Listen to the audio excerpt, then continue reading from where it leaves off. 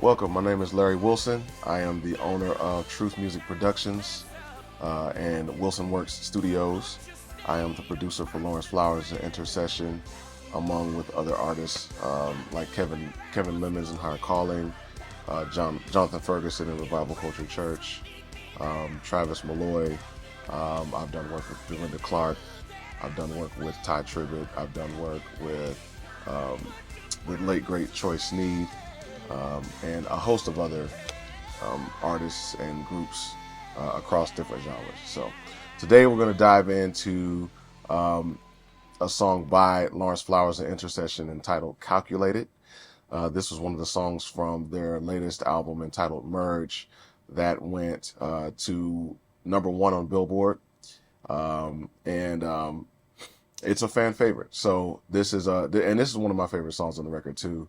It's very different and kind of stretches the muscles in terms of cross genre pollination when it comes to producing an arrangement. So let's dig right into it. One of the most interesting parts about this song, on an arrangement perspective, is the verse is in a different time signature. So I think it's in 7. Which is really different for the genre. We're always kind of everything being 4 on the floor. And if we do venture outside of the time signature, we might go to a 3/4 or 6/8 type of thing. But rarely do you ever, get to experience a different odd meter groove on a song. So, that's part of one of the great things about it. 5, 6, 7. You've been real good. 10 times out of 10. That's real different for the genre. You know what I mean? You were always there. All right. The other great thing that really makes this song really different is the way that it starts out. This song has an arc to it, so it doesn't just start out here and kind of stay here and at the very end go here. It doesn't do that. It kind of goes here, kind of arcs all the way over. So with us wanting to really explore the musicality of the different genres and the different influences, we wanted to give the song more dynamics. So you hear the song start out and it's very naked. It's just a piano sample and the vocals.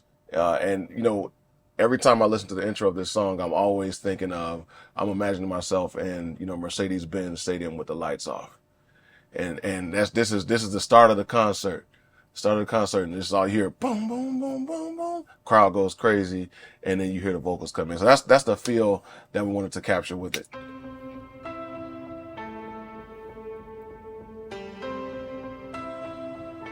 You've been real good. That also plays a factor into the type of reverb and delay that we put on the vocals. Always there for me. As you can hear it, it's real expansive. The time of the reverb is a lot longer. Never had to wonder about your love. Ever wonder We wanted to sound outside almost, You've been a mighty good. You're a constant Built. friend. Not too much, but we just want to add intensity as we go along in the song. You stuck around while others walked away. And I'll never. Here's another audio kind of ear candy type of thing, is that we've got live kick and we've got 808s going at the same time, which is not the easiest thing to do because #1, they occupy the same frequency range. So you want them to be able to coexist in a mix without fighting each other or canceling each other out, which makes one or both sound thinner or less than they are. One of the main things with having 2 sound sources that kind of occupy the same lane, but you want them to be able to work together, is to exploit the strengths of one over the other. So with the live kick, I'm going for more definition and more of the punch of it, and I'm letting the 808 take care of the low. It's particularly in this section. I'm letting the 808 kind of take care of the low end and kind of that kind of subby tone. I'm letting the 808 do that right here in this section. Constant friend.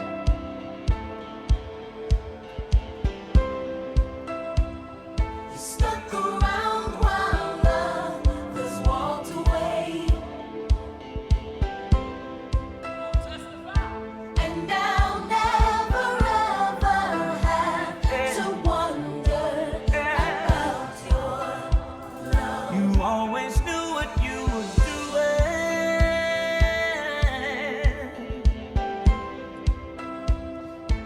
Even in darkness, you found me in trouble. Pre-chorus of the song, we're kind of setting up the song for the next part, which is the great acclamation of the song. This is the hook. This is the whole idea right here. Coming up. Too calculated to mistakenly love me. Always knew what you were doing. You were always too calculated. And I got goosebumps right now. Here's another great thing about this record. This record was recorded live, and one thing that, and I think this is part of me being, I guess, more old school to a degree, is I consider the audience as much a part of the recording as the singers and musicians, because they're a part of the moment and the energy that's being created. And a lot of times with live records, we kind of lose the magic of the moment, which makes live records so great, because sometimes we try to over perfect live records because we want it to be, we want it to be able to compete with a studio album, which is not about competing. It's about letting each, moment exist in its own magic.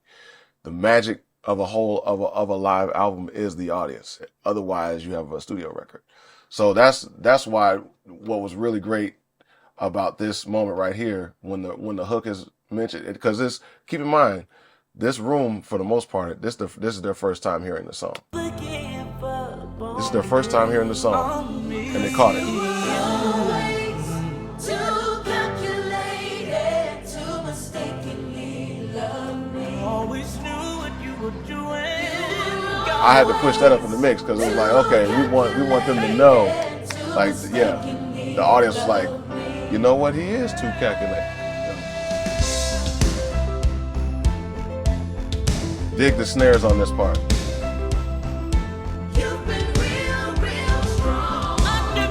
So the drums on this part of the song, or really on this entire song, are really special. We wanted to kind of recreate that classic rock sound where you've got drums kind of soaked in reverb and short delay to kind of create that ambient kind of reflection.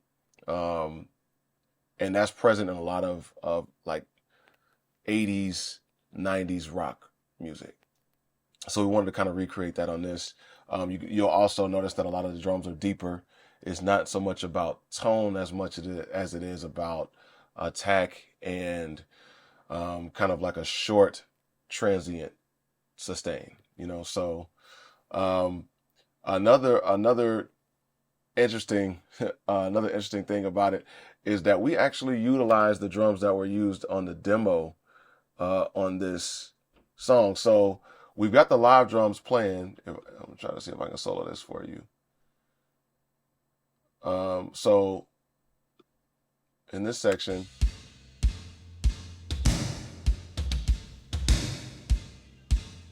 right? That's the live drums from the actual recording. But Lawrence, being as meticulous as he is, like, something's just like, it doesn't feel like the demo felt. So I pulled over the drums from the demo section, the demo track that we did when we composed the song, and pulled them in to match with the live drums.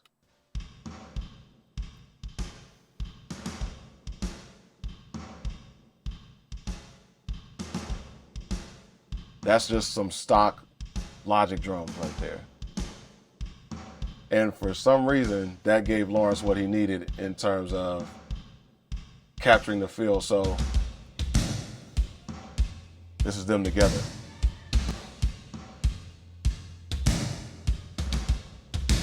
So it just worked. But drum sound is so important to a song. It's one of those things that gives the song its DNA.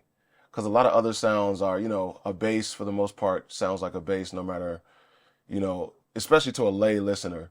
A bass is a bass. A piano, a lot of times is a piano or a keyboard. A synth is a synth. And sometimes even BGVs, background vocals, are background vocals. You know, a lot of what makes a song unique relies on the sound of the voice and the sound of the drums. And then after that, kind of the sound of maybe some of the aux choices and cinematic, you know, soundscapes and textures that you might use to give the song more color and more arrangement, if you will. But this is one of the drums for me are one of the things that make this song the song. So let's move on.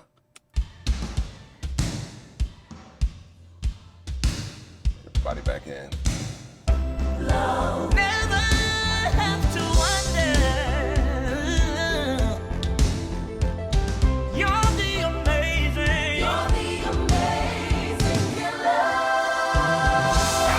One of my favorite parts of this song right here. This was added in post. As you can see, everybody was still playing. So this actually didn't happen the night of the recording. This is just something that we came up with after the fact while we were doing post-production and mixing and stuff like that. We wanted to kind of give that feeling of, I love the feeling like at certain moments where you take the floor off from beneath the listener and then you give it back. It's all about tension and release.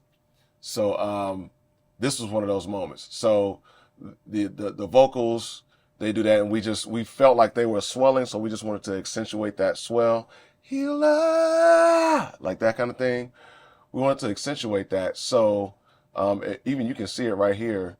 If you look at the BGV bus, we kind of automate even more of a swell for them. And then we cut the music and we added some things like, you know, maybe some analog pad stuff, just stuff like swells and stuff like that, cymbal swells, timpani, which, you know, that's me being old school again. It's my formal, you know, musical background coming out, loving those percussion things to kind of, you know, give it kind of an orchestral thing. Come on here, Disney. Let's get it. All right. Moving on. And you're a miracle worker.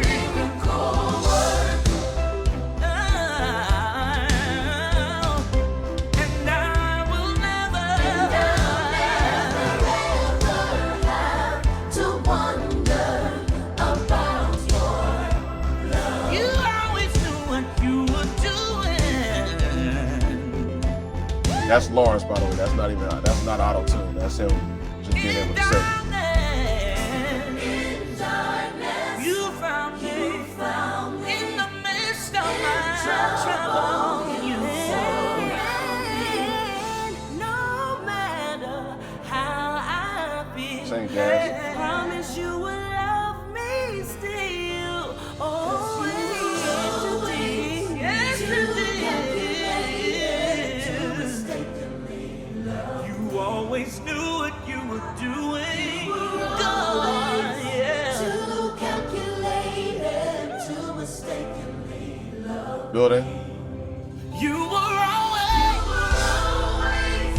Now this is kind of adding like an EDM element because where you build on the rhythm.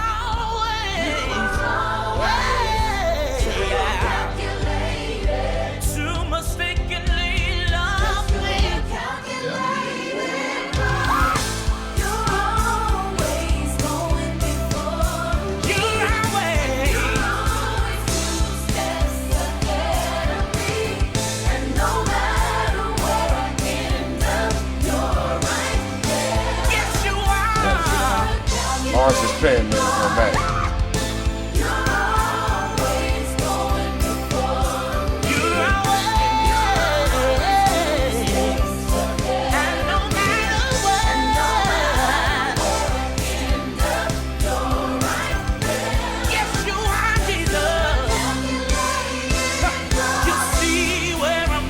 Vamp 1. One thing about LFI is we do more than one vamp. We do multiple vamps. It's just our sauce.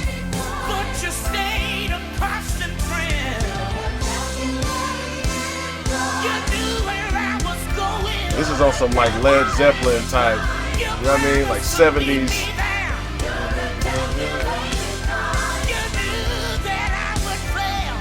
Killing.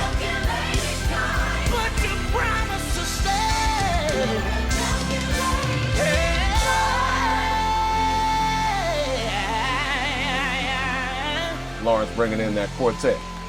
All right. So one of the things I love about this section right here.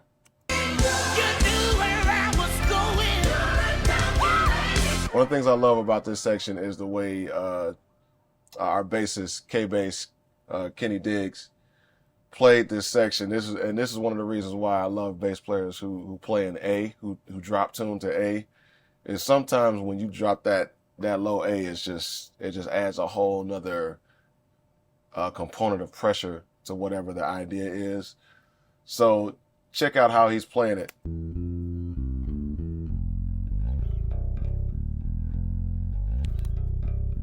It's just like so much swag there. That was killing.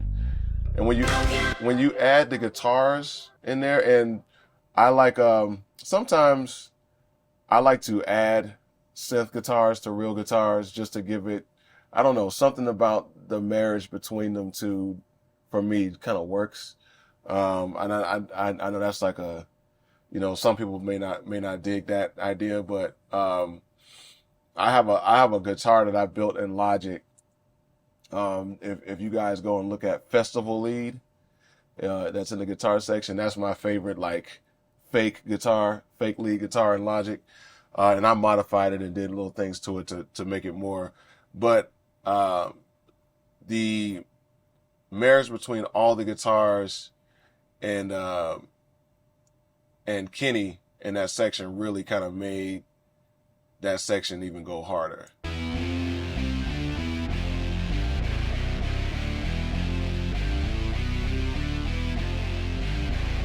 It's just dirty, just.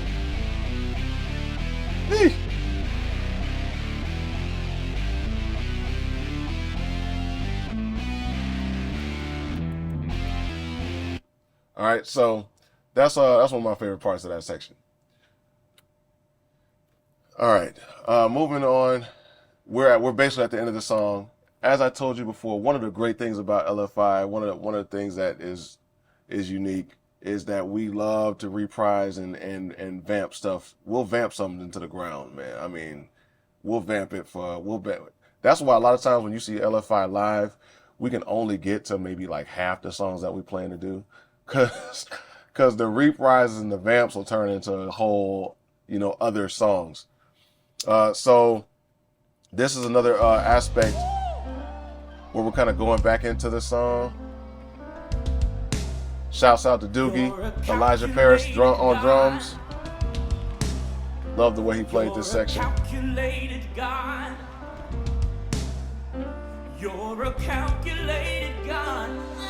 Now this is where we kind of come out of the arena and we're in church.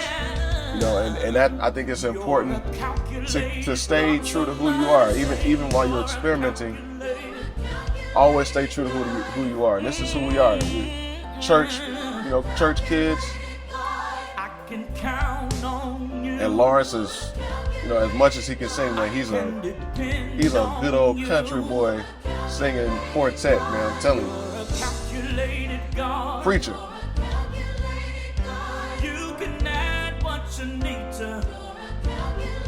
Take away whatever you must guide. Hey, Lord. Building back into it. You're a calculated God.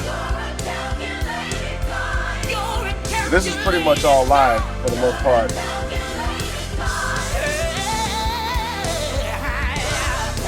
I think we just overdubbed the BGBs to make them a little thicker, of course, and to match the rest of the song.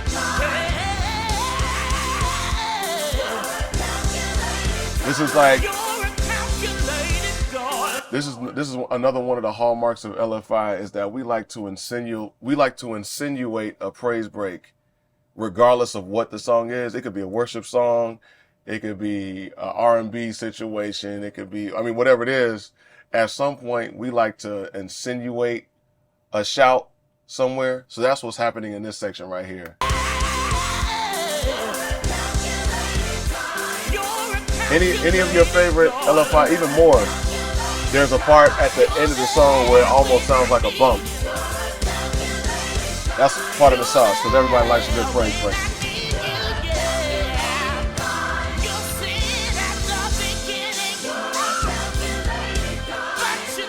And Lawrence's ability to ad-lib is I don't think anybody can ad-lib better than Lawrence.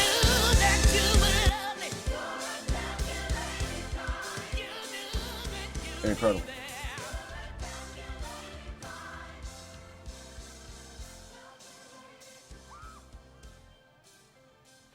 So there you have it. That's calculated. That's just a few of the things that went into the production of this song. Like I said, we really wanted to, spread our wings in terms of exploring and expressing the different genres, and figure out how we could use those different elements to tell our story and still be who we are even in the middle of that exploration. So I hope you enjoyed it.